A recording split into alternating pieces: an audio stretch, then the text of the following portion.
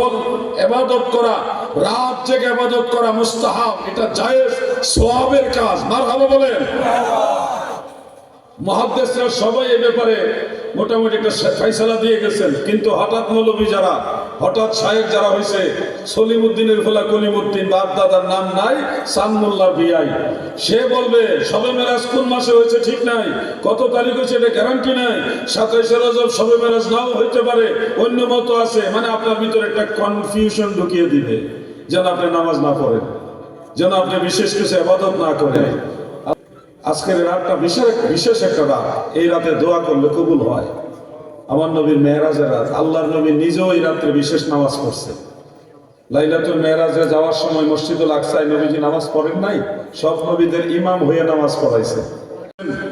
জগৎ বিখ্যাত ইমাম হুজ্জাতুল ইসলাম ইমাম গাজ্জালী রাহমাতুল্লাহ আলাইহি ইহয়া উলুমুদ্দিনের মধ্যে উল্লেখ করেছেন, হাফিজুল হাদিস ইমাম আবুল খায়র ইবনে জাজারি রাহমাতুল্লাহ আলাইহি তিনি উল্লেখ করেছেন তার আরফুত তারিফ বিমাউলিদিশ শরীফ সেই কিতাবের মধ্যে, এবং হাফিজুল হাদিস ইমাম আবুল ফারাজ ইবনে জাওজি রাহমাতুল্লাহ আলাইহি আল ওয়াফা বি আহওয়ালিল মুস্তাফা সাল্লাল্লাহু আলাইহি ওয়াসাল্লাম ওই কিতাবের মধ্যে তিনি স্পষ্ট করে লিখেছেন যে ইন্নাল ইসরা ফি লাইলাতিন 27 মিন রজব, রাসূল পাকের মেরাজ হলো রজব মাসের 27 তারিখে, ওয়া হুয়াল আকওয়া, এটাই হলো অধিকতর শক্তিশালী মত।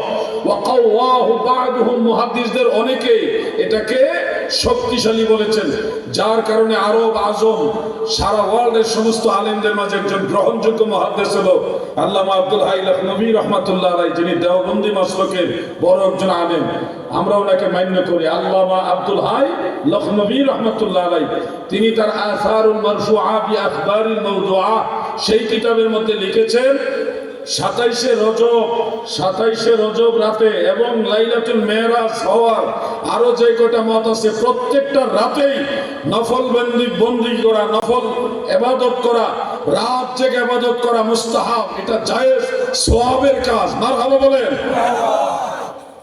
মুহাদ্দিসরা সবাই এই ব্যাপারে মোটামুটি একটা ফয়সালা দিয়ে গেছেন, কিন্তু হঠাৎ মৌলবী যারা, হঠাৎ শায়েখ যারা হয়েছে, সলিমউদ্দিনের ফলা কলিমউদ্দিন, বাপ দাদার নাম নাই, সানমুল্লাহ বিআই, সে বলবে শবে মেরাজ কোন মাসে হয়েছে ঠিক নাই, কত তারিখ হয়েছে এটা গ্যারান্টি নাই, 27 রজব শবে মেরাজ নাও হইতে পারে, অন্য মত আছে। মানে আপনার ভিতরে একটা কনফিউশন ঢুকিয়ে দিবে, যেন আপনি নামাজ না পড়েন, যেন আপনি বিশেষ কিছু ইবাদত না করেন।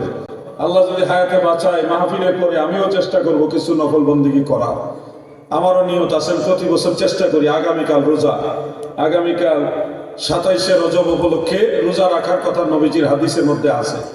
যেমন ইমাম বাইহাকি রহমাতুল্লাহ আলাইহির লেখা 2টা কিতাবের মধ্যে 27 রজবে নামাজ রোজার ব্যাপারে হাদিস আছে। একটা হলো শুআবুল ঈমান লিল বাইহাকি, আর একটা হলো ফাদাইলুল আওকাত লিল বাইহাকি। এই 2টা কিতাবে হাদিস শরীফটা উল্লেখ আছে এইভাবে। عن سلمان الفارسي رضي الله عنه قال قال رسول الله صلى الله عليه وسلم في رجب ليلة ونهار من صام ذلك اليوم كان كمن صام من الدهر 100 سنة ومن قام تلك الليلة كان كمن قام من الدهر 100 سنة وهو 3 بقينا من رجب سبحان الله।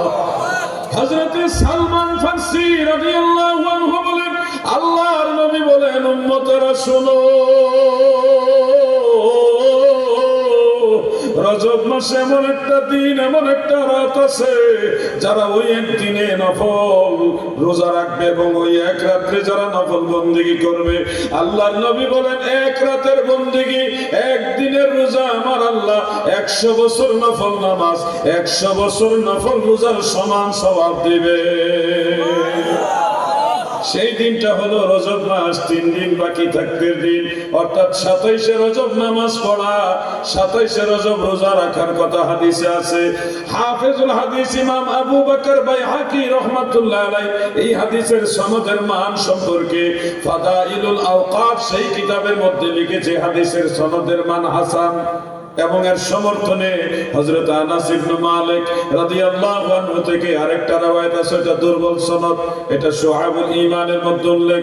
এক কথায় 27 রজব নামাজ পড়ার ব্যাপারে, রাত জেগে ইবাদত করার ব্যাপারে, আপনারা মাহফিল শুনতেছেন, এটা একটা ইবাদত। এটা একটা আমল। এই যে 27শে রজব রাত জেগে আমল করার ব্যাপারে হাসান সনদ, দাঈফ সনদ, একাধিক সূত্রে হাদিস বর্ণিত আছে। আমরা নবীজির কয়েকটা হাদিস শরীফ মানার চেষ্টা করতেছি, কিন্তু যারা আপনাকে বলবে লাইলাতুল মেরাজ উপলক্ষে কোনো নামাজ নাই, লাইলাতুল মেরাজ উপলক্ষে বিশেষ কোনো ইবাদত নাই, এদের কোনো দলিল না, এরা কিতাবুল আন্দাজ দিয়ে মানুষকে বিভ্রান্ত করে। কোনো দলিল নাই। তারা একটা কিতাবের হাওলা দিয়ে বলবে না যে অমুক কিতাবে লেখা আছে লাইলাতুল মেরাজ উপলক্ষে নামাজ পড়া উচিত না, কোনো কিতাবের হাওলা দিবে না, শুধু বলবে এটা বেদাত, এটা নাজায়েজ। আমি স্পষ্ট ভাষায় বলি, যারা মানুষের আমল নষ্ট করে, যারা নবীর হাদিস থাকার পর এটা অস্বীকার করে, এরা কখনো নবীর দলের লোক হতে পারে না। ঠিক কিনা বলে?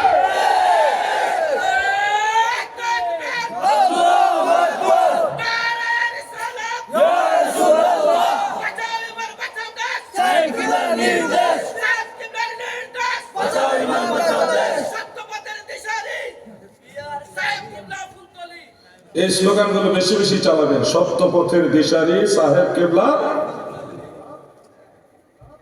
সাহেব কেবলা বাণী এরকম বলতে পারেন, সাহেব কেবলা ফুলতলি বলতে পারেন, যেভাবে ছন্দ মিলে শব্দের সাথে ম্যাচিং করে। শুনুন, আমি এই কথাগুলি বলার পেছনে ভূমিকাও দেই নাই। আজকের রাতটা বিশেষ একটা রাত। এই রাতে দোয়া করলে কবুল হয়। আমার নবীর মেরাজের রাত। আল্লাহর নবী নিজেও এই রাত্রে বিশেষ নামাজ পড়ছে। লাইলাতুল মেরাজে যাওয়ার সময় মসজিদুল আকসায় নবীজি নামাজ পড়েন নাই? সব নবীদের ইমাম হয়ে নামাজ পড়াইছে। নবী তুমি ইমামুল আম্বিয়া, নবী তুমি খাতামুল আম্বিয়া, তোমার জন্যই বানায়াছে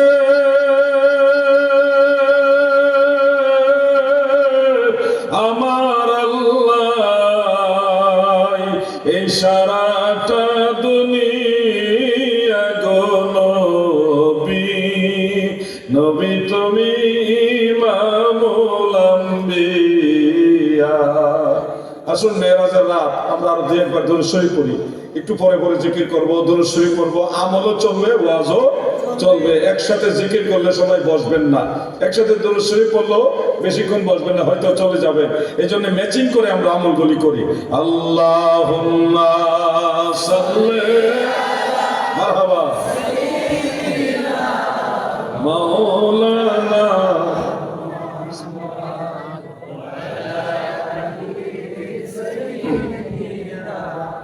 মাওলানা। আমার দাদু ভাইরা গভীর মনোযোগ দিয়ে শুনবেন।